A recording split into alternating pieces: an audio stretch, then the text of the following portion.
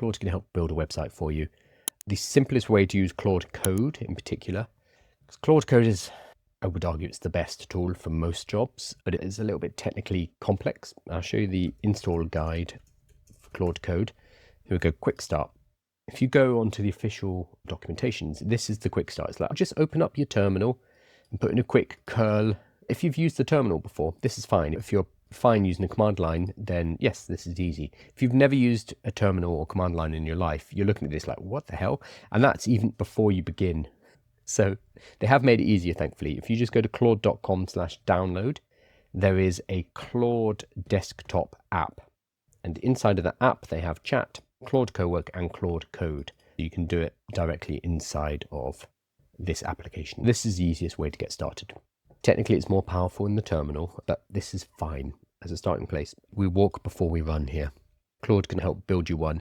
You will need to sort out hosting. Claude will build you something, but it needs to live somewhere. A few days ago, I did a presentation on how you deploy to the internet.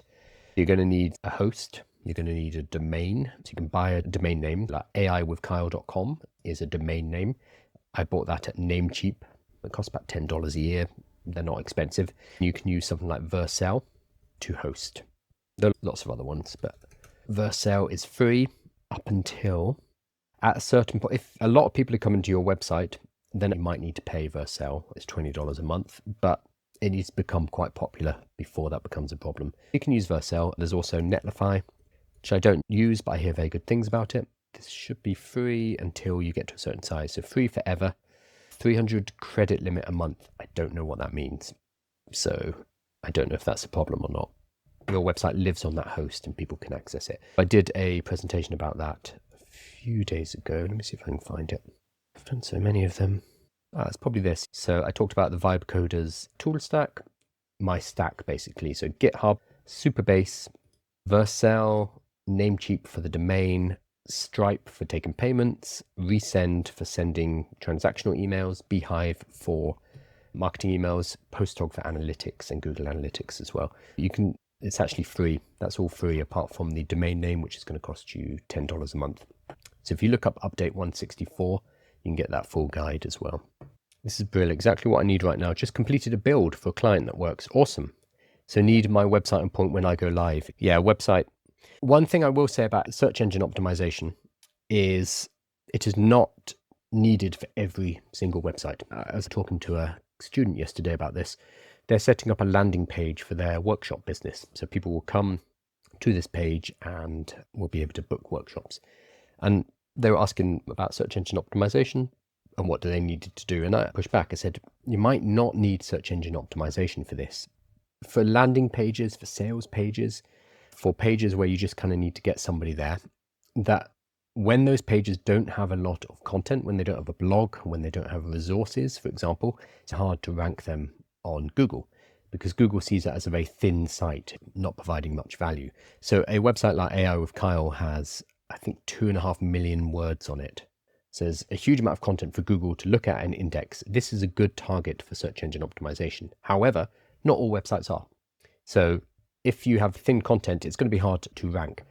But there are other ways to drive people to your website. So a lot of websites don't need search engine optimization. They just need to be basically a brochure, a portfolio to show what you do, and you use other methods to get people to that website. So you use social media, link to the website, advertising, pushes to the website.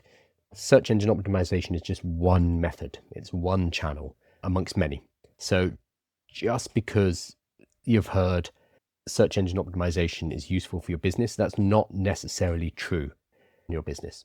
Some businesses run fully on advertising and they do not require any search engine optimization because it's not something that people would even think to look for. I saw a little toy thing on TikTok the other day, which is a box and it has lots of switches around it. And when you flick a switch, the lid comes up, a little octopus pops out, it frowns at you and it flicks the switch and goes back in. So it's a stupid little toy.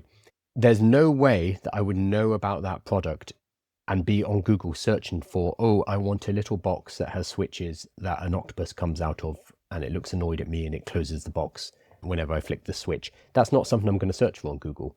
So that is a business where they are going to be relying on social media, people buying this thing and sharing it and showing what it looks like. They're going to be relying on advertising, showing me that on TikTok. So I'm like, oh, that's cool. And then I click on the website. They're not going to be using search engine optimization. So not all businesses need this, but if your business does need this, use this skill. But don't feel you have to do this, because this might not be a good use of time, depending on your business, depending on your objectives. I spent so much time with him lately. Hello, I'm late. What's the topic? We're talking about search engine optimization so that I can't miss the next live tuned in from Kenya. Lovely. How that's so cool. I love the internet for this, that we have people all over the world who are able to just chat and talk and learn together. Really cool. So we talked about search engine optimization. Everything will be in the newsletter. If you go to aiwithkyle.com, you'll be able to get the clean version of this video, so the edited version, plus this checklist that I put together, which shows you how to use a Claude skill to do search engine optimization, to do an audit, and to implement. That will be in the newsletter, so that is free at aiwithkyle.com. I sometimes get feedback on the Claude produced prompt in other LLMs. Makes sense. Yeah, go take the work from one LLM and give it to another. This is purely anecdotal, but if you tell Claude that you've done something in ChatGPT and you bring it over to Claude and you say, can you have a look at this? ChatGPT did it. It would dump on the work. It'd be like, oh, I see what it's done wrong here, and vice versa. So ChatGPT will be like, oh yeah, Claude's tried really hard, but it definitely made some mistakes. So you have to be careful of that.